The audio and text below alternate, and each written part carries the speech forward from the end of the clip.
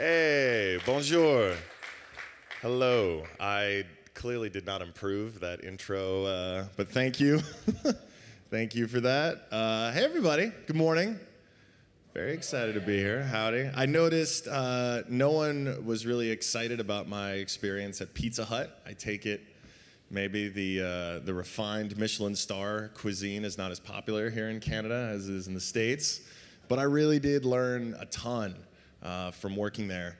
And the parking booth, not so much. I basically got paid to read books and sometimes sleep. But they were very formative. And they have a little bit to do with what I'm here to talk to you about today. I've got about 17, 18 minutes to basically impart a bunch of experiences over the last decade that I've gotten in startups that I hope will help you with whatever you might be working on, whatever type of community you are trying to create, whether it is for your startup, whether it is for your personal brand, whether it is for changing the world.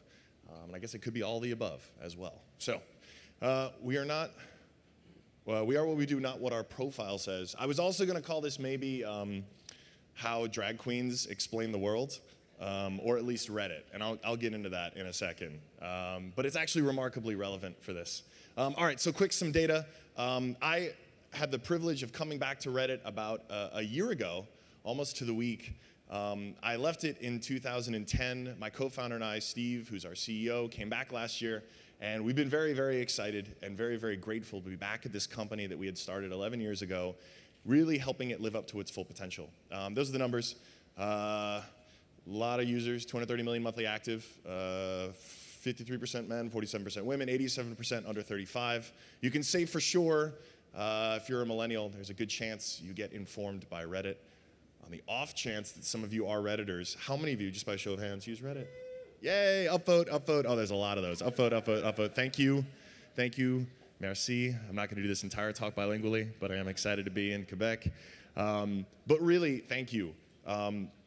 It could not work without all of your upvotes. And because you're all startup founders, I also appreciate your honesty because you've identified yourselves as the least productive people here. So thank you for your honesty. So roughly this translates to about a third of the US, and actually a third of Canada, a third of the UK, actually a third of the English-speaking world is going to be using Reddit every month. And they do so with a pseudonym. With a pseudonym. You all have them. You know, you might decide to sign up for Reddit as your name, Alexis Ohanian, or you might decide to be u/KN0 thing, nothing. Don't ask. It was my gamer handle when I was in high school, and I just have kept it all these years. This is not intentional. When Steve and I started, we just thought it made sense to allow people to just create a username because it was a little easier than, I don't know, choosing a photo and typing in your full name. We just wanted simplicity. But we'd also grown up on internet forums, which are very much the precursor to Reddit. I got my education in HTML from strangers on the internet. I got better at Quake 2, and I got pretty good, thanks to strangers on the internet who I really only knew through a username. So we knew the power of this, but we didn't know what kind of an impact it would have on Reddit. But it's been everything.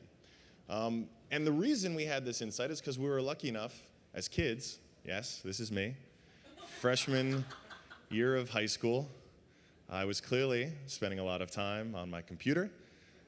Some of you may be looking at my haircut very judgmentally right now, but I will point out that somewhere there is a hipster making this haircut cool again, right this very moment, somewhere. And it's going to come back, you'll see. But yeah, I got online, and behind a pseudonym, I felt so powerful because I had adults who didn't know that I was just this dorky kid in my parents' house. I had adults asking me for help building websites, and that felt really cool. And this sense of freedom and this sense of ability to be one's full self, thanks to a pseudonym, was something that we carried into the founding of Reddit. And so this is me and Steve, very beginning. This is literally the first day of Y Combinator in June of 2005. I will also point out that at this point, we had not actually built anything. There was no website. There was nothing other than a few sketches, and I already had a t-shirt with our mascot on it, which is not the right order of operations. Do not do it that way. But I designed the mascot while I was bored in college, and obviously was a big fan of it, so we got shirts. But today, what started as this little adventure now has over tens of thousands of active communities about all kinds of things. If you're into beards, or you're aspiring to grow a beard, maybe you don't like beards, it's okay. They'll grow on you. Okay, all right. Wow, that's what it feels like to be collectively downvoted by a room full of hundreds of people. Thank you. r/beards. It's a community of people just sharing beard tips and beard porn. It's pretty cool. If you got a question about your beard, you can find an answer here. A community of people who all come together around food porn. Safe for work photos of food that they make. Here's someone named JLambs0004. And she's made this beautiful homemade quesalupa and decided that it wasn't for Facebook, it wasn't for Instagram, it was for a bunch of strangers with pseudonyms in a food porn community, many of whom she doesn't have any connection to other than the simple love of this interest. And we started noticing this time and time again. People are changing their lives, losing weight, quitting smoking, and in some cases even fighting off depression and addiction with support groups full of people, all with pseudonyms, forming real community. And as we saw this bubbling up time and time and time again, we can't help but think maybe there is something bigger here, and maybe there is something we could be doing to help grow this. And that's when I really started thinking about this. And this entire talk has come from lots of discussions had around the office over literally the last month or two. So this is still a little raw. But the idea is your identity is not just your profile. I mean, it's not even really your driver's license, is it? Is it? I mean, that's clearly fake. There is no one named McLovin. But if we think about this, what makes us who we are? It's certainly more than a photograph and a name on a birth certificate. And we have so many of these social platforms that are actually remarkably antisocial. All right, and we're all guilty of it. This is my beautiful photo of some pho that it took me 20 minutes to photo edit. I was going in there, you know what I look like when I was taking that photo, right? Hold on, let me get that photo right there. Hold on, yeah. There, can you move your salt? Yeah, okay. No, hold on. Oh, there it is. Click. All right, that's not exactly keeping it 100. But these social platforms are a way for us to choose a very filtered, literally in some cases, version of our lives to share with people, right? It's kind of like why we would keep a nice lawn. It's because heaven forbid the Joneses think we can't keep a nice house, right? And it's this narrow lens through which we want to share parts of our life. Are we really, though, are we the sum of our Twitter accounts, all of our clever, quips in 140 characters, the photos that we choose very carefully to share on Facebook and Instagram? I think we're actually much more than that, right? I think we as humans want to connect on a much deeper level. Fundamentally, right? We want to know that there are people in the world who also love blep. That's when cats stick out their tongue ever so slightly. Really? You guys don't? I see some knowing nods here. A community of people all sharing photos of their cats sticking out their tongue a little bit. And you notice they find this connection, again, pseudonymously, and for things that maybe they didn't even think they knew they liked. That's the benefit of a worldwide platform with hundreds of millions of people, is that it turns out, yeah, you aren't the only one who loves it when your cat sticks out its tongue just a little bit. And this may seem silly. Dog owners in the audience, yeah, look, you guys have plenty of opportunities to fraternize with other dog owners because you all go outside, you go to your dog walks, you high-five each other, you're like, how's Fluffy doing? Good. Puddles did a thing today, and you can mingle. Cat owners can't take our cats anywhere. Think about that. This is the reason cats are so popular on the internet, by the way. It's because cat owners have no place to find their people, to find their tribe in the offline world, so we do it online. And so this is our dog park, or whatever you want to call it. That's what the internet has done for us. And it's a great thing. But this is not a new phenomenon. What I'm talking about here is not at all new. This guy named Henry James, very stern-looking fellow, used to talk about Tolstoy's novels as these loose and baggy monsters because they were as rich and complex and complicated and as diverse as people themselves. And that's the fact, right? We aren't just one self. We're not just the self we show through Instagram that is the perfect photo of our pho. We are much more than that. And I would argue that pseudonymity lets us be all of ourselves, our realist selves. And so this dude, Henry James, he had a brother named William James, who had an amazing beard, could be a modern-day hipster. Am I right? I mean, he's already rocking it. William did a ton of research on humans and the sort of science of how our brains work, and was the first one to really talk about all of our different selves. There's like the empirical self, which is kind of like our LinkedIn profile, right? Born Brooklyn, New York, April 24th, 1983. Worked at Pizza Hut for 3 years, right? There are these sort of empirical facts about who we are as people, but they still don't tell a full story about us. In fact, if you think about it, using a lovely iceberg metaphor, and it's sad too, because there's going to be a whole generation, our grandchildren will have no idea what these look like if we keep up at the rate we're going. But icebergs also come to symbolize this pretty nicely, right? Our current social media life all kind of sits above the surface. They're very filtered, very selective, and not reaching all of this vast depth that we as humans want to connect on. Now, normally as people, like, this takes years. This takes extreme experiences. This takes lots of alcohol for us to really connect in that way. But we all know what we're talking about, right? Since we were all huddled around campfires talking, right, that was where the real connection was happening. We felt we could be our most vulnerable and truest and most exposed selves, and that's where real connection happens. And we're at a really interesting inflection point, because let's just, we've got smartphones in the hands of so many people all over the world, and we have this new age of what I think of as authenticity, an age of authenticity that has sprung up. Snapchat is probably one of the best poster children for this, because it confuses the olds so much. I can't tell you how many times I've been asked why people want to watch DJ Khaled shirtless in a hammock. And it's because it's riveting. And some people just don't understand.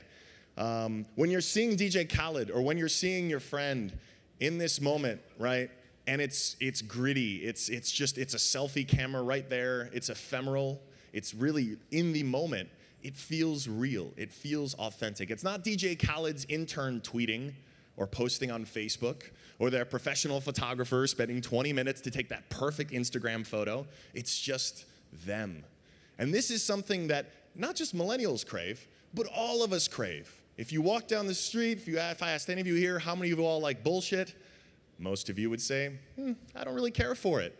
And what's so wild is what is now new has always been around. One of the most successful demographics to do AMAs, Ask Me Anythings, on Reddit is the generation that's 65 plus.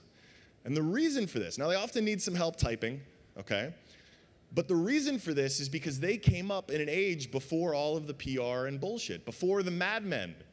And they're at a point in their lives when they just essentially give zero fucks. And so they are fundamentally attuned to this. And if you haven't read, actually, some of the best AMAs on Reddit are not celebrities. They're seniors, they're folks who fought in World War II, they're folks who just lived through the Depression. Like, it's amazing. And the reason there's such naturals for this is because this is something we as people always have wanted. It's just we've spent decades building this layer, this candy-coated exterior. And current social media is still an extension of that. And there's still so much more room to grow. And again, there's the basic factual stuff, like, oh yeah, I had delicious pastrami last night, which I did. But as people think about how to navigate this world, it's actually the same fundamentals that our parents taught us about how to behave at a cocktail party. You don't show up there and just start handing out business cards to people. No one would like you. No one would. No. You engage in that conversation in a meaningful, in a genuine way, and you start to break down those barriers. And again, offline, this is hard. This takes time. Right? At the cocktail party, you usually don't get past the kind of like Instagram surface of discussion, right? Maybe it takes a few drinks and you and a few of the buddies break off and you start talking and really start connecting, as represented by these kittens, which are not drunk, by the way. That would be reckless. They're underage, even by Canadian standards. But this is interesting because now we can scale this because of the internet. And we really believe, because we see it happening across tens of thousands of communities on Reddit, that pseudonymity can be the basis of real community. And we inadvertently stumbled on a wonderful offline example of this when we sponsored DragCon this year. So Reddit's got some of the largest LGBT communities on the internet. r/RuPaul's Drag Race, if you don't know about it, one of the best shows on television, had their sort of like the event of the year in LA, and we sponsored it, and we got to meet a ton of queens, a ton of fans, and we realized, hold on a second, for every one of these queens, their pseudonym, the name that they constructed, that they made up, means as much, or frankly more to them than the name on their driver's license. There's actually a very real precedent for this, a really awesome precedent for this that exists offline, and now we have a chance to scale this. Whether you're into drag, whether you're into food porn, whether you're into beards, or all the above, you can now actually find your people. And amazing things can happen, things that shouldn't happen. Imagine talking to your loved one who's halfway across the world, which was happening one day. A Redditor who lives in the States was talking to her fiance who lives in New Zealand on Skype. All of a sudden, the fiance in New Zealand, she had a seizure. And this poor woman back in the States was like, well, what do? I can't call 911, because obviously you can't send an ambulance from the States to New Zealand. And I don't know the emergency number in New Zealand. What am I to do? She went over to r/New Zealand, it's obviously a community of Kiwis, and said, hey, this is really serious. I was just talking to my fiance. She's having a seizure. I need to PM someone. I'll give you her address, and please get an ambulance to her. And so, this community of people all behind pseudonyms said, okay, we'll help you out. They sent the message. They got in touch. The ambulance was sent. Everything was fine. Life saved. Crisis averted. This sort of thing isn't supposed to happen when a bunch of strangers are connecting online, but it's happening regularly. And it's happening because this is the way to actually transcend a lot of these barriers, because people can be as genuine, or even more so, because they have this freedom to connect. They can even change their view about stuff. There's actually an entire community called r/ChangeMyView, where people come up and say, I believe in X. I believe the NSA should wiretap every one of my devices because I have nothing to hide. Change my view. That's actually the top voted Change My View post right now. And the entire discussion is incredibly thoughtful. The best commentary is voted up, and people are actually coming with an open mind to see the best opinions on a matter. I can't imagine bringing up that discussion at Thanksgiving. That would not go well, but it's actually happening.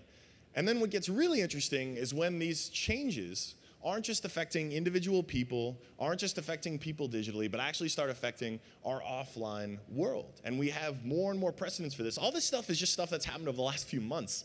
And much to Zuckerberg's chagrin, internet.org in India was largely stymied by a bunch of online activists across r/India and a number of other places online because they wanted to put an end to what they thought was a tremendous breach of net neutrality in India. Now, this is one of the strongest, most influential companies in the world, and a bunch of disparate people, all digitally, were able to connect and come together and bring about change. Now, I know American politics right now is kind of a cluster, and you all can just shake your heads at us while Trudeau just continues to be amazing and beautiful. But the Sanders campaign is such an example of this in action. Now, we saw this with President Obama. We saw this with President Obama on Reddit, but this, in terms of a recent grassroots effort, we're talking about millions of dollars raised, again, organized entirely by people behind pseudonyms coming together. r/Sanders for President was an amazing wellspring of energy and action. Now, it wasn't enough to get Sanders the nomination, but it was enough to make him relevant in a race that no one who was an expert considered him to be. And so we're really excited to see this continue to have a more and more positive and bigger impact in the world. And so again, the thing I want to leave you all with is that at the end of the day, we as people aren't the sum of our LinkedIn profile or our beautiful manicured Instagram photos or the clever tweet we just tweeted out, right? We're much, much more than that. And if we can find a way to continue to scale this, and this is why I'm such a believer in pseudonymity, because it maintains identity, right? You still are Fluffy Bunny 72. You have a collection of ideas and experiences that have a record, that give you accountability. This is something that pure anonymity does not do. But pseudonymity, if you can get past the silly usernames, allows for the freedom of expression, but at the same time gives you a sense of identity and a sense of responsibility, which is really, really powerful. And we have an opportunity, all of us in this room, to be building platforms that can have a huge, huge impact. And I hope they can continue to make us feel more connected, especially at a time, I'm speaking now specifically to the States, that has become increasingly more divisive and destructive. Because that is not the end I think any of us want. And when I see it working at its best, I realize that we as people are, at the end of the day, a collection of ideas and experiences. Those are the things that matter most about us. And those are the areas where we can actually find common ground, and I hope actually find empathy and understanding. And if we can do stuff to scale empathy and understanding, we can have a tremendous, tremendous impact. Now we have a long ways to go. I know we've got a bunch more days of this conference, but it has been an absolute privilege to talk to you all here. I hope you will reach out to me on Reddit or any other social media platform, but probably Reddit or Snapchat. And I want to thank you for your time. So thank you. Merci beaucoup. Thank you.